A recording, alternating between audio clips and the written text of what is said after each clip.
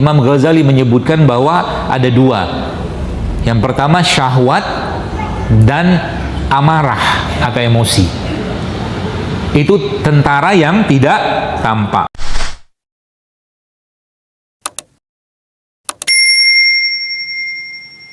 Ya, sehingga tadi ya, karena manusia, karena kita diciptakan Allah bukan hanya fisik saja, ada tiga, katakanlah Imam Ghazali menyebutkan ada tiga komponen dalam diri kita itu. Ya, komponen pertamanya adalah ruh itu, ruhnya kita.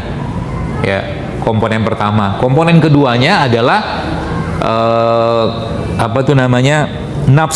nafsunya kita. Ya. Yang ketiga adalah akal. Itu yang membedakan kita daripada makhluk yang lain dan membuat kita itu diistimewakan oleh Allah Subhanahu wa taala. Nah, ruh itu ya, ruh kita ya diciptakan Allah itu mereka punya karakter sendiri ya. Nafsu ya atau jiwa itu ya, atau yang menyebutkan ruh itu juga ada menyebutkan qalbnya atau hatinya kita ya. Jadi nanti kita akan fokus ke hatinya saja atau ke rajanya saja ya. Jadi siapa pengendalinya di situ? Itu dia. Maka para ulama banyak sekali menyebutkan kisah-kisah tentang bagaimana sebenarnya kedudukan ya antara tiga hal tadi itu ya, ruhnya, nafsunya, sama akalnya ya. Jadi ilustrasi itu Bapak Ibu sekalian seperti ginilah. Jadi kalau Anda membayangkan ya, kolbnya kita itu, kolbunya kita itu ya, itu seperti raja. Itu dia. Nah, ini terminologinya atau definisinya kita harus pahami dulu supaya nanti selanjutnya baru akan paham. Ya. Jadi kolbunya kita itu atau hatinya kita itu seperti raja. Oke? Nah, tentara ya, tentara pembantunya itu ya, itu ada yang tampak sama ada yang tidak tampak. Nah, gitu. Tentara yang tampak itu adalah organ-organ tubuh kita. Itu tentara yang tampak. Terus tentara yang tidak tampak itu apa? Kalau garis besarnya ya, Imam Ghazali menyebutkan bahwa ada dua. Yang pertama syahwat dan amarah atau emosi. Itu tentara yang tidak tampak. Nah, jadi Bapak Ibu sekalian, kalau ilustrasinya tuh nanti begini, kita jelaskan lagi begini dalam bentuk ilustrasi yang lain. Jadi tubuh kita ini pengendalinya adalah bukan tangan, bukan mata, tapi sang raja. Raja itu siapa? Kolbu ya. Nah, jadi raja ini menetap ya, menetap dalam alam kerajaannya. Oke, dalam alam kerajaannya, dan dia negeri buat sang raja atau sang hati tadi. Itu ilustrasinya. Kemudian anggota tubuh kita ya, anggota tubuh kita ini nanti di rumah dicatat dulu, nanti di rumah dipahami lagi ya, karena sekarang mungkin agak sedikit liar-liaran, percayalah ya, sudah mulai agak liar soalnya pembahasannya. Tapi kalau definisinya kita tidak paham, lanjutannya akan susah ya. Jadi ibarat kata ada kerajaan, oke, ada istananya, ada alam menetapnya. Oke. Nah, sang raja itu adalah kolbu. Oke. Kemudian lanjutannya apa? Tempat dia tinggal itu ya, anggota tubuh itu ya, itu boleh dibilang seperti, dan kekuatan yang tidak tampak namanya kekuatan batin. Nanti saya jelaskan kalau batin itu apa. Itu seperti pejabat dan petugas teknisnya. Sampai sini jelas? Oke, telan dulu lah.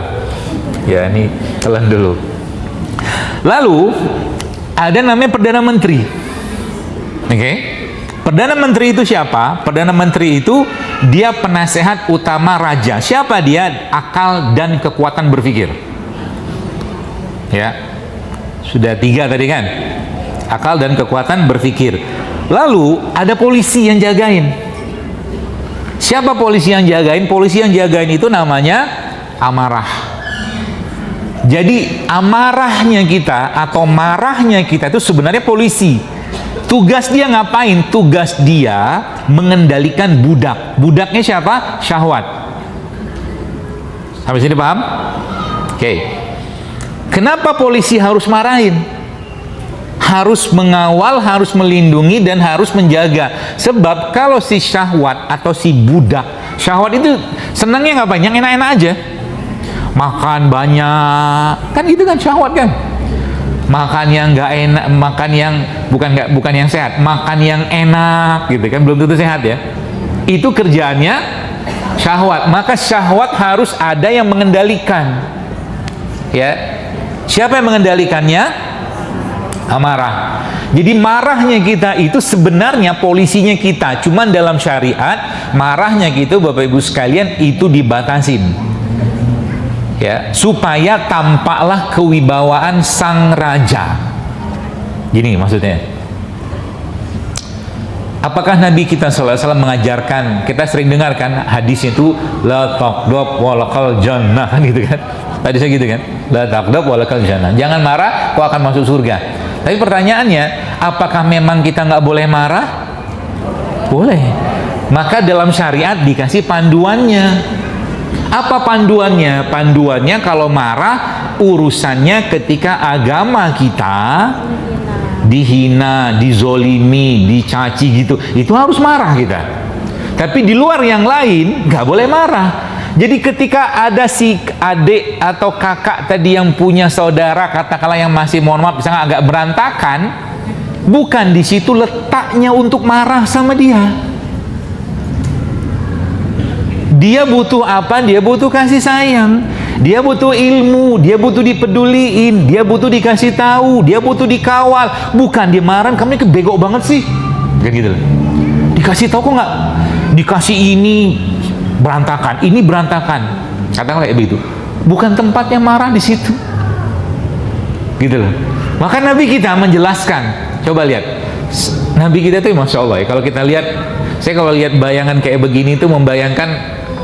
Ada kisah yang mungkin Bapak Ibu sekalian pernah mendengar, saat Nabi itu ada halakoh, ya ada katakanlah kajian seperti ini, tiba-tiba masuklah seorang Arab Badui. Lagi rame-rame kayak begitu, Arab Badui ngapain? Kencing dalam masjid. Kisahnya begitu. Ya. Apakah Nabi marah?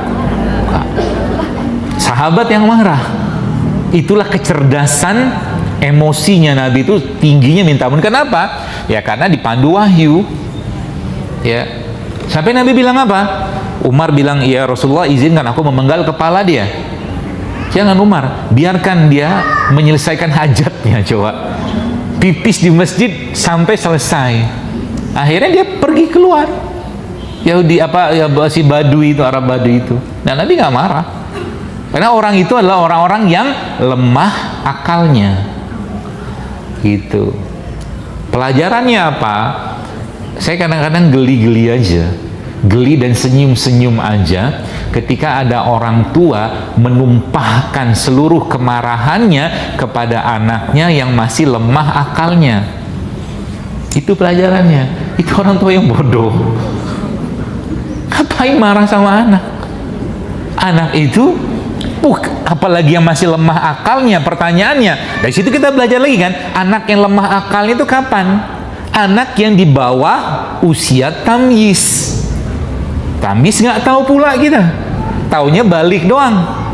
Tamyiz itu dia belum balik tapi sudah tahu mana baik dan mana benar.